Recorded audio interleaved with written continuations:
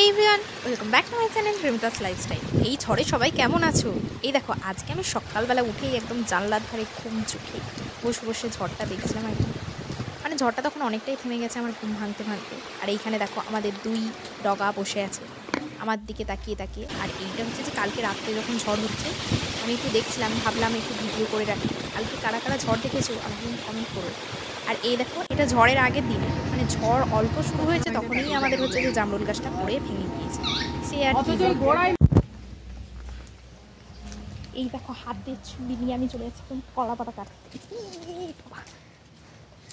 দেখতে পাচ্ছ চারদিকে একদম গাছপালা পড়ে গিয়ে একাকার অবস্থা হয়ে গেছে। কিন্তু আমাকে এখন কলা পাতায় ভাত খেতে হবে আজকে। ইচ্ছা হয়েছে, ইচ্ছা যখন হয়েছে তখন খেতে তো হবেই, তাই না?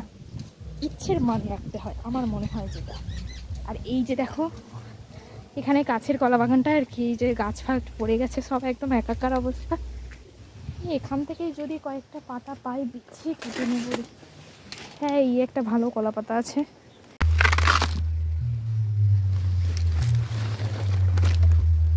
এই দেখো, এটা হচ্ছে যে সব থেকে বড় কলা পাতা, এটা আমাদের গপু খাবে। তো আমার হয়ে গেছে সমস্ত কলা পাতাগুলো নেওয়া। এবার চলো বাড়ি যাওয়া যাক, যেতে যেতে না আবার কোথাও উল্টে পড়বে। এই দেখো চারিদিকটা একবারে লন্ড ভন্ড হয়ে গেছে, তবে গাছের সবুজে চারিদিকটা একদম সুন্দর দেখতে লাগছে।